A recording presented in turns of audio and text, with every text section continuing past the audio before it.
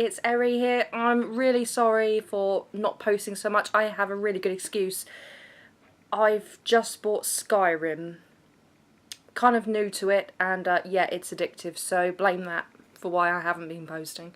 But I wanted to do another autism vlog, thought it was about time, and before I go ahead, I want to give a big shout out to somebody. Her name is Katie. She has a channel called Invisible Eye. She's very inspirational.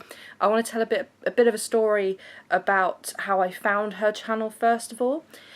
Is at work my managers have been really good and really proactive with finding out about autism and what it's all about, and my manager was looking all over YouTube for different bits and pieces and came across one of Katie's videos, which was about being an autistic adult, and we all of my team watched that individually.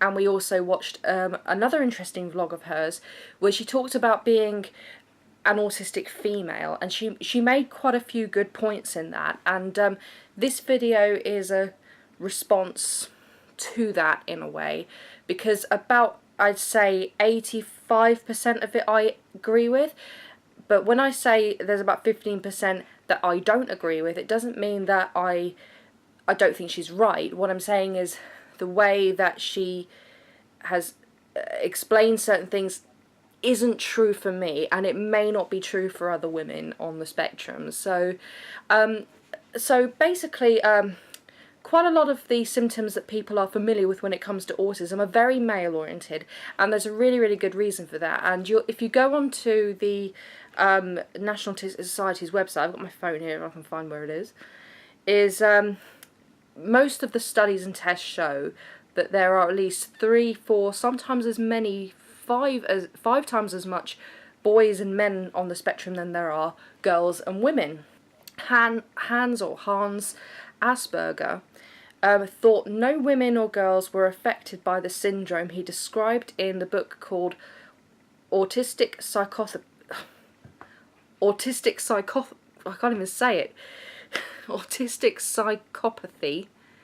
in Childhood, 1944. Although clinical evidence later caused him to revise this thinking. I'm quoting directly from the National Autistic Society's website, where they do an article on gender, a big page on it. Other studies show there are 4 times as many boys as girls. It could suggest while women and less girls are less likely to develop autism, when they do they are more severely impaired. But alternatively, it could also suggest that, quote, high-functioning women and girls with autism have been underdiagnosed compared to men and boys. And I think it was because when autism was first discovered back in the 1940s, to my knowledge, the only test subjects were men and boys. They didn't test women, or they didn't believe, because women didn't fit the criteria that they first initially looked at with men and boys, that is why the diagnostic criteria was not separated. And it is true that men and women do show very different symptoms, even though it's the same condition, they just manifest themselves in a different way. Because don't forget, it's behaviour and how people come across to others, how they interact with the world, and men and women do behave in very different ways, even if they're neurotypical. And as it does say on the National Autistic Society's website, is that women generally are more social than men. And one of the things that Katie talked about in her video is that sometimes women are not diagnosed, or they're overlooked or misdiagnosed, is because their social skills appear to be good, because women copy and imitate and will take ideas and things in places and apply them to social situations, and will not, most of the time, get it right.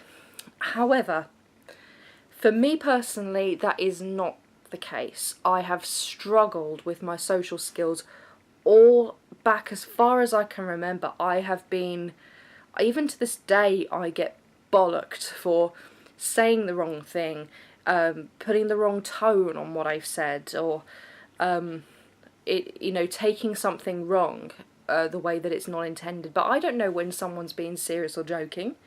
So I take it the way that I perceive it, even though it's not intended that way. And when it comes to socialising, I was always at the very bottom of the pack.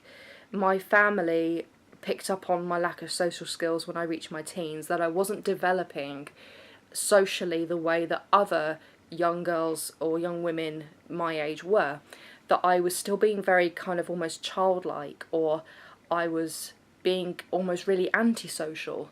For example, I remember once over Christmas dinner, it was just me, my sister, my mum and my brother. He's quite a bit older than me, and I was talking about something that I learned at school in media studies, and when I was trying to emphasise that I knew this, and other people around the table were saying, no, it's not like that, it's like this. They had their own views, and I was trying to say, no, it isn't, I learnt it. And I wasn't trying to belittle anybody, I was just trying to say, no, that's not the case, it's like that. And my brother piped up and said, you know, you really are an unsociable bitch. He said, you've got no social skills, you know, you do this, you do that. He just went on and on and on, and I just clammed up and didn't say anything. I just finished my dinner and I went out for a 3-hour walk on Christmas Day. Didn't encounter anybody, which was great because everybody was indoors having Christmas dinner and all of that, so I needed some hours to myself. And every time we had a family function, I'd always end up upsetting somebody somehow.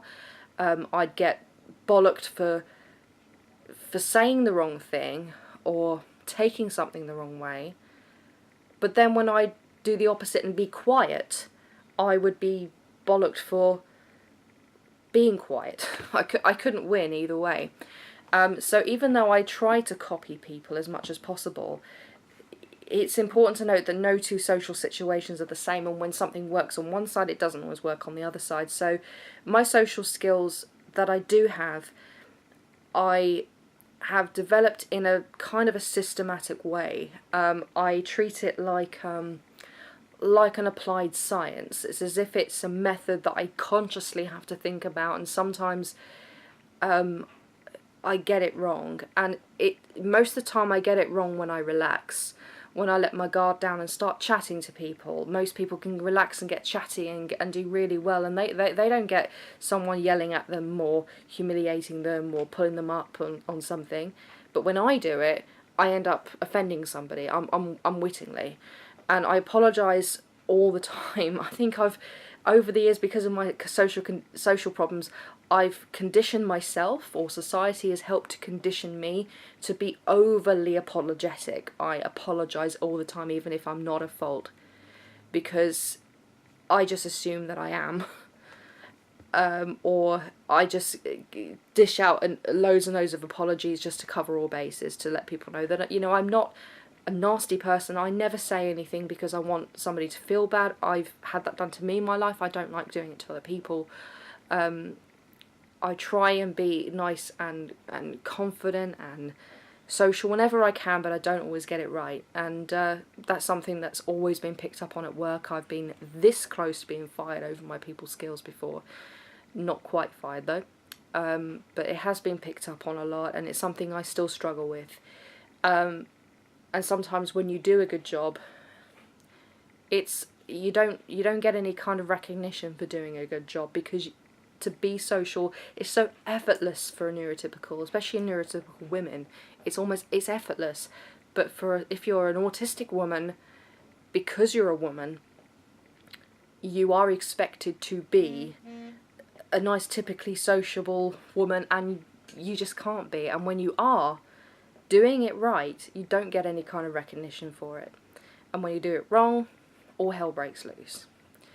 And there are some more things on the website that I will put a link to this website, but there are certain things to note when it comes to women on the spectrum.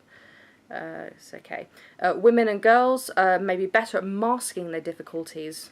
A good word, masking. If you remember back to the my first video where I mentioned that there was a lady that came to see me before I actually was referred. And she said, one thing she did say to me was that people, she didn't say women, but she said people on the spectrum are very good at masking it, because they realise quite early on they're not getting it right, but other people seem to be getting it right, so they have to adopt what other people are doing. And I presume that is something that neurotypicals do anyway, but they do it in a very, in a way where it comes from their gut, whereas autistic people do it where it comes from their head. And they have to use a different route, I suppose, in their brain, maybe more of a convoluted route, or use different parts of the brain, different connections to compensate what they are, where it's not wired the same way as it would in a neurotypical brain. So they may end up reaching the right destination, but have to go about a different way to get the same results. At least that's what my theory is. Sometimes people have speculated that women and girls with Asperger's syndrome are never referred for diagnosis, and so are simply missed from statistics, even though they're equally in need of diagnosis and support. It says girls are more able to follow social actions by delayed imitation because they observe other children and copy them. Always did. And the word copy is something that autistic people do sometimes very literally. And it's called echolalia, where they will literally repeat back what they hear rather than put things in their own words. They may not always understand what they've said, but it sounded good when somebody else said it, or somebody laughed when they said it, so when they try and say it, it doesn't work, it doesn't get the same results, and it's frustrating and confusing sometimes. Girls are often more aware and have feel a need to interact socially. Yeah, it says here girls on the spectrum do not do social chit-chat or make meaningless comments in order to facilitate social communication. And I think that's why I never go out with females on a night out. I never do, because for one thing, nearly all the women I know are straight. They end up talking about their boyfriends and their husbands or ogling over men, and I don't want to do that. For one thing, I'm gay and I'm also married. I'm not going to bother. Sometimes when people talk, especially I sit around a group of women at work, and they talk and they talk and they talk, and I don't get involved, but when I do hear them, I don't exactly listen intensively, but sometimes I just don't know what they're talking about. It's just blah, blah, blah, blah, blah, blah. So sometimes I don't get involved because I know that I'll say the wrong thing, or I may have completely missed what they're talking about, or I have no idea what they're talking about. They often seem to be really up in each other's business and I'm not, and I've been told before it's not appropriate to comment on somebody else's business, so I say nothing. I just leave them to it, unless I know what they're talking about and I know if I can say something. It's very, very rare that I'll jump in on a conversation. A lot of people seem to think that people with autism have lack of imagination. No. It's lack of social imagination. Difference. It's how to use your own initiative, I suppose, use your own imagination when talking to people, whereas people with autism tend to lack that imagination because they mimic, they echo, and they tend to use their sort of, I suppose, own constructed algorithms as opposed to coming up with ideas for social interactions on their own. But it says girls will often have a elaborate, rich fantasy world with imaginary friends. I had imaginary friends and I had an imaginary world, and I suppose because I'm a writer, it was always good for me because I was always writing stories, but it just was a way of getting out of the world. It was escapism for me, and there's a bit on the website here where it talks about that, and I don't know whether that's because I'm autistic or not. I don't know whether it's just because I have a natural aptitude for writing, but it is definitely something to take into consideration. And one thing that Katie says as well in her video is that girls will often have a special interest in something that is often expected of them, or something typical of what a girl would be interested in, and that's exactly what it says on the website, is that will be very similar to other girls, such as animals, horses, classical literature. So therefore it's not unusual for a girl to have a special interest which is not always looked at as a special interest. One other thing it says on the website which really rings true for me, and this is where I'll stop quoting from the website. It says, women and girls learn to act in social settings. Unenlightened diagnosticians, and from that I think they mean those who I've seen a lot on YouTube who try and say to somebody, nah, you're not autistic, because they think that they are qualified to make that decision. It says, unenlightened diagnosticians perceive someone who appears able, who has reciprocal conversation, and who uses appropriate effect and gestures as not fulfilling the criteria set out in international classification systems. Therefore, a diagnosis is missed. That is the crucial point. Is I have met a fair few people who have said to me, "You're not autistic, you're just like everyone else." And I've had people say that to my face, I've had people say that to other people, and then that comes back to me somehow. I have even had one or two people have said things along the lines of, even if you are, it's so mild, it's negligible.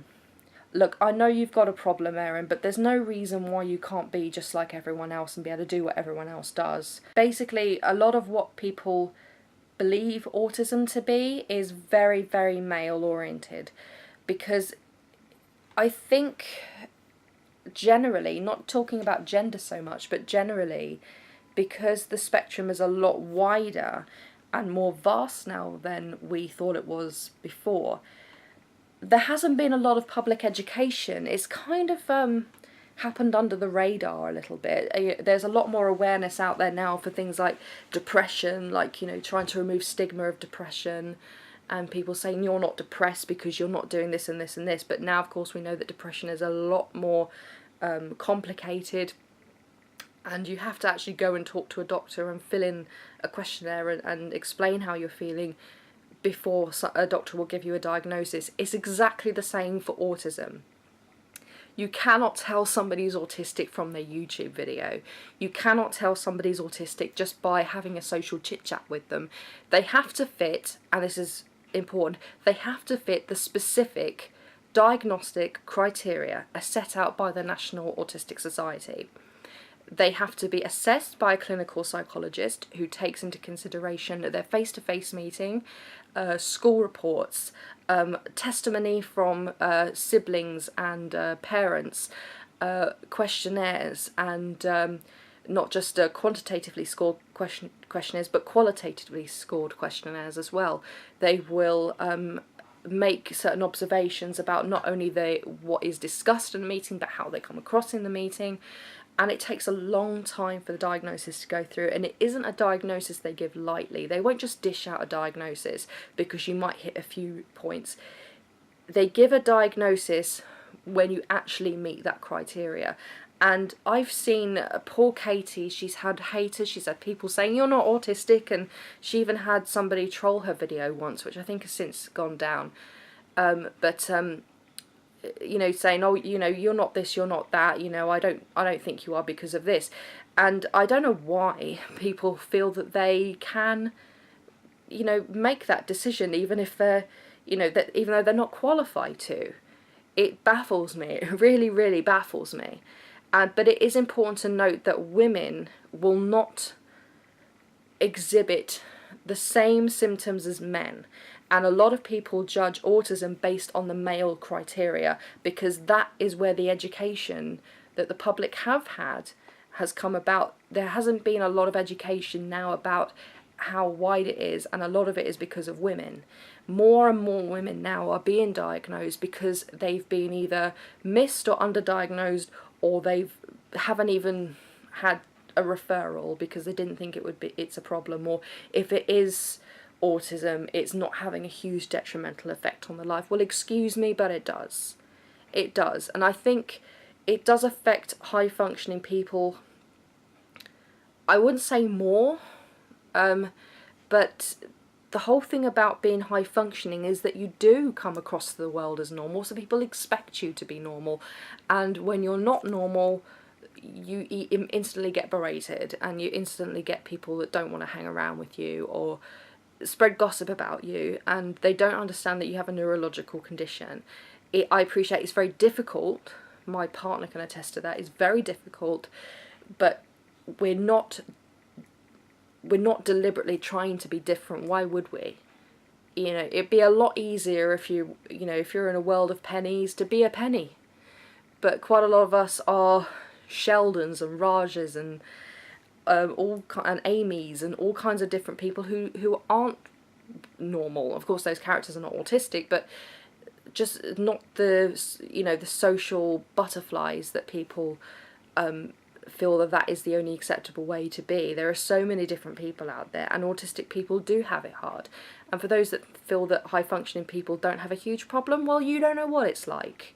You have no idea what it's like, especially when you've been through years and years and years of believing even yourself that there's nothing wrong with you, autism not even entering your mind, and then finally you get an answer for why you are how you are. You get to the point where you think, well, do you know what? Why should I have to, you know, condition my way of behaving in this world just because it suits other people? And I do think along those lines a lot, but then I also know that everybody has to do that, whether you're autistic or not.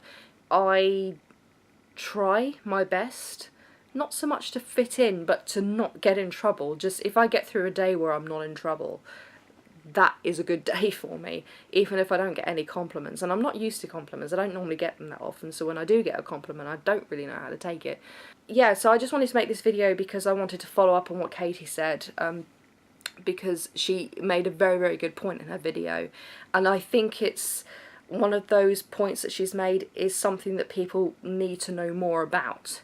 And I think there should definitely be a lot more education. So when conditions like autism become a lot wider in terms of their spectrum, it shouldn't happen under the radar. Education needs to be dished out, I suppose, to the public, and not kept behind closed doors, because not everybody is as informed or as enlightened, as it says on the website for the National Autistic Society. Not everybody is enlightened as to what autism really is. So if you're one of these people that thinks that somebody who has a diagnosis of autism, that they're not autistic, you're not qualified to, unless you've actually studied it and unless you have the credentials to actually make that diagnosis. Because even though I read from my diagnostic papers before, there are some information on my medical records that I haven't disclosed because it's private, but they have something to do with my diagnosis as well. So I'm just going to leave you with all these thoughts, and also, again, big thank you to Katie for her videos. They were very, very educational for my team. I'll put a link below to her 2 particular videos that my team watched, because they are both very, very good. Make sure you swing by and give her videos a thumbs up and subscribe to her. Anyway, thank you very, very much, and I will see you in the next video. Bye!